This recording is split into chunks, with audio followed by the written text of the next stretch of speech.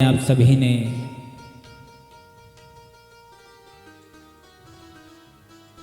श्रीमद् भागवत महापुराण के महत्व का वर्णन और सुखदेव जी महात्मा के वर्णन तक की कथा का आप लोगों ने रसपान किया।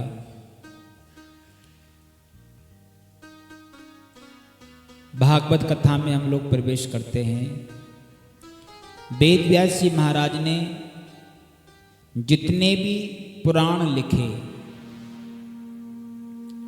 हर पुराण में किसी ना किसी देवता का नाम लेकर के वंदना की है।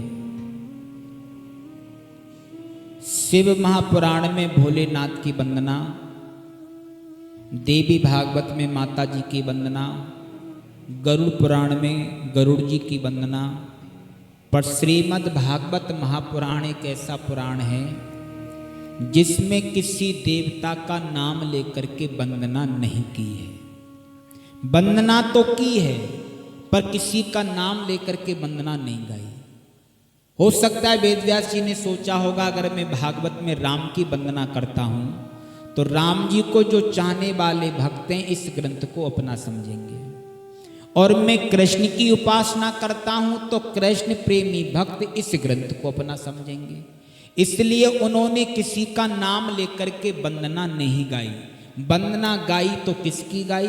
सत्यम परम धीमहि, सत्य की वंदना की। क्योंकि भागवत में पहले और मध्य में और अंत में सत्य ही प्रतिपादित है और सबसे बड़ा धर्म भी यही है।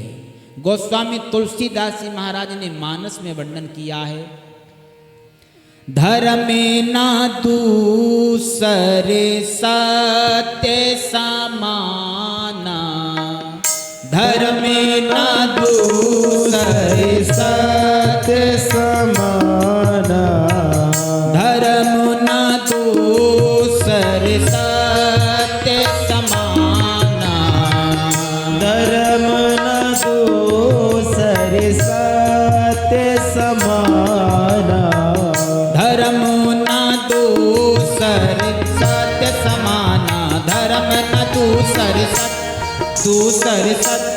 दूसरे सत्य समाना, धर्म न दूसरे सत्य समाना।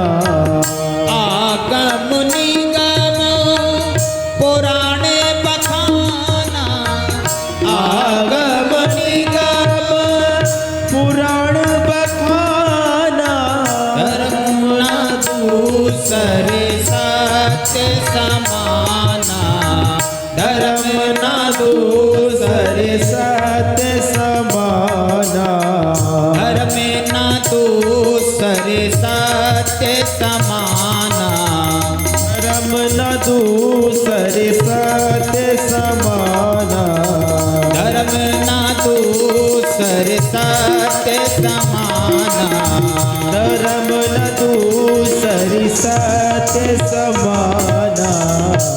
धर्म न दूसर सत्य समाना, सत्य से बड़ा कोई धर्म नहीं है। इसलिए वेद व्यास जी ने सत्य की वंदना करी। आगे इस श्लोक में बहुत प्यारी बात लिख दी, निगम कल्प तरोर गलितम फलम, सुख मुखाद मृत द्रव्य संयुक्तम, पिबत भागवतम रसमालियम, मुहुरो रसिका भूव भावुका। निगम कहते हैं वेद को, और वेद रूपी जो कल्प वृक्ष है उसका जो पका हुआ फल है वो है श्रीमद् भागवत महापुराण। क्या है ये? वेद रूपी वृक्ष का फल। अब आप में से किसी ने कहा, बोल महाराज आपने भागवत जी को फल बतलाया है, तो ये फल तो वेद रूपी वृक्ष में लगा था, ये नीचे कैसे आ गया? तो लिखा है सुख मुखाद, सुख यानी तोता, तोते का मुख लगा, तब जाकर के ये भागवत रूपी फल वेद रूपी वृक्ष से नीचे आया। क्योंकि तोता जो होता है उसी फल में मुंह मारता है जो फल मीठा होता है, या ऐसे समझ लो तोता का मुख लगने से खट्टा फल भी मीठा हो जाता है। तोते ने जिसमें मुंह मार दिया वो फल कभी खट्टा नहीं हो सकता। तो इसमें सुखदेव जी का मुख लगा है, तो ये फल खट्टा होने का तो सवाल ही नहीं है।